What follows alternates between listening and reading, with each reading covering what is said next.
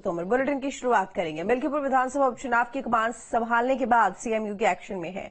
एक हफ्ते में दूसरी बार सीएम योगी आदित्यनाथ रामनगरी अयोध्या दौरे पर पहुंचे और करमडाडा में आयोजित एक जनसभा में मुख्यमंत्री ने दलित और हिंदुत्व के एजेंडे पर विपक्ष को निशाने पर लिया।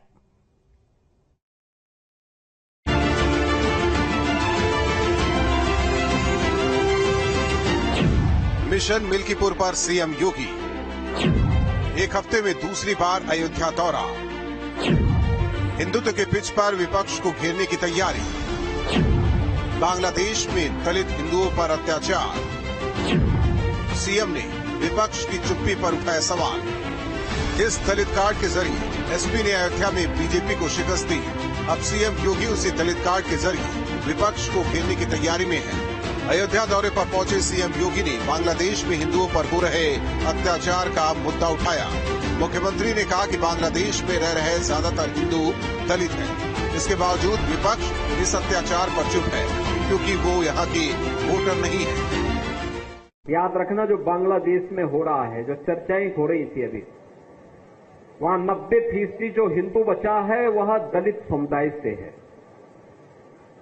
और मैं इसीलिए कहना चाहूंगा, ये जो सबके मुंह सिले हुए हैं, इसलिए सिले हुए हैं क्योंकि इनके मालूम है कि बांग्लादेश को हिंदू उनका वोटर नहीं होगा। वह हिंदू है, ये हो सकता है उसकी गलती हो, लेकिन हम उसको गलती नहीं मानते, हम उसको मानते हैं उसका सौभाग्य है कि वो हिंदू है और उसकी रक्षा करना हम सबका दायित्व है। अयोध्या के करमडाडा में जनसभा को संबोधित करते हुए मुख्यमंत्री ने राम मंदिर के मसले पर भी विपक्ष को निशाने पर लिया। जो नकारात्मक ताकतें हैं, जिनके मन में आज के प्रति सद्भावना नहीं, दिखावटीपन है, जो राम के अस्तित्व को नहीं मानते, जो कृष्ण के अस्तित्व को नहीं मानते, जिन लोगों के मन में भारतीयता के प्रति कोई सम्मान का भाव नहीं, जिन लोगों के मन में ये कोई भाव नहीं कि दुनिया के किसी कोने में कोई हिंदू प्रताड़ित हो रहा है तो उसके प्रति आवाज उठा सके, क्योंकि उसमें भी उन्हें लगता है कि अगर हम आवाज उठाएंगे तो कहीं यहां उनका वोट बैंक न खिसक जाए। वोट बैंक भी जिनको दुनिया के अंदर होने वाले किसी अत्याचार में वोट बैंक दिखाई देता हो, वो आपके हितैषी कैसे हो सकते हैं। मुख्यमंत्री की जनसभा में मंच पर अयोध्या के पूर्व सांसद लल्लू सिंह भी नजर आए। मिल्कीपुर के रण में योगी ने पूर्व सांसद लल्लू सिंह को भी साथ लिया है। मिल्कीपुर सीट भले ही एसपी के लिए मुफीद रही हो, पर सीएम योगी के तेवरों से साफ है कि इस बार मिल्कीपुर का रण इतना आसान नहीं होगा। Team news state. अयोध्या से एसपी के सांसद बने अवधेश प्रसाद के विधायक पद से इस्तीफा देने के बाद मिल्कीपुर विधानसभा सीट खाली हो गई, जिसके बाद यहां उपचुनाव होने हैं और चुनाव में जीत के लिए सीएम योगी ने खुद कमान संभाली हुई है और लगातार अयोध्या के दौरे पर भी है। ऐसे में मिल्कीपुर की जनता किस पार्टी को वोट की चोट देगी, न्यूज स्टेट संवाददाता आलोक पांडे ने मिल्कीपुर की जनता से बातचीत की है। देखिए। अयोध्या में जो सबसे बड़ी बात है कि अगर हम इसे लोकसभा चुनाव में अयोध्या में लोकसभा की हार के रूप में देखते हैं, तो एक इसका दूसरा रूप है कि मिल्कीपुर में उपचुनाव में आखिर क्या होने जा रहा है। क्या ये साख की लड़ाई है? क्या बीजेपी अपनी पूरी ताकत झोंक देगी? क्या जिस तरीके से मुख्यमंत्री योगी आदित्यनाथ मिल्कीपुर और अयोध्या में आने लगे हैं, उन्होंने अपनी जिम्मेदारी ली है, आखिर क्या होने जा रहा है नतीजा?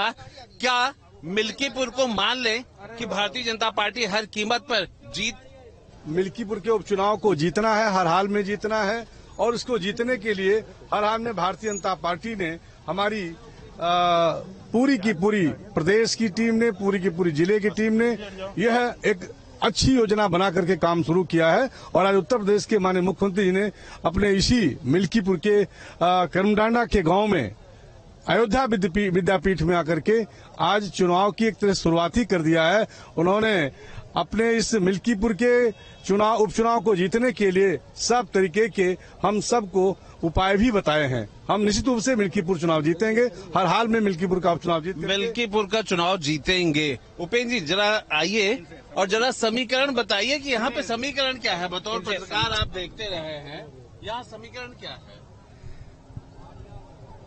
किस तरीके का यहाँ माहौल है चुनावी? हमको न बुलवाइए, इनको बुलवाइए। किस तरीके का माहौल है? समीकरण क्या है, किस तरीके का है? क्या बीजेपी के फेवर का है? समीकरण बीजेपी की लड़ाई मजबूत होगी? समीकरण बीजेपी के पक्ष में, सब लोग मिलकर काम करें, चुनाव जीता जाएगा बस, हर हाल में। प्रधान जी, अगर हमेशा जातीय समीकरण को बड़ा ध्यान रखा जाता है, यहाँ पे जातीय समीकरण किस तरह से है? महोदय, जातीय समीकरण नहीं, यहाँ जनता अब जागरूक हो गई है।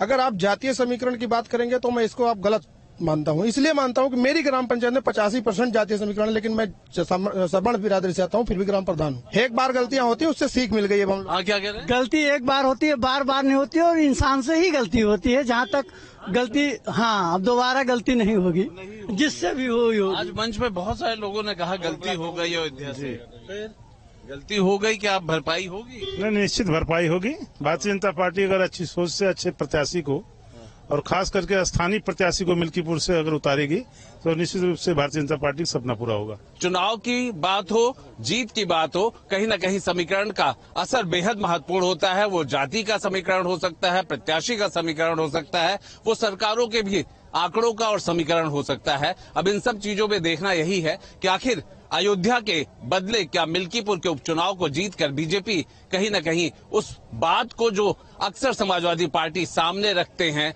जिस तरीके से सांसद को अयोध्या के साथ लेके चलते हैं, क्या कहीं न कहीं उसका जवाब बीजेपी के लोग मेहनत करके मिल्कीपुर जिताकर देंगे? वीडियो जर्नलिस्ट दीपक राणा के साथ आलोक पांडे, न्यूज स्टेट, अयोध्या। बदायूं से बड़ी खबर, जहां पर कांवड़ियों पर असामाजिक तत्वों ने हमला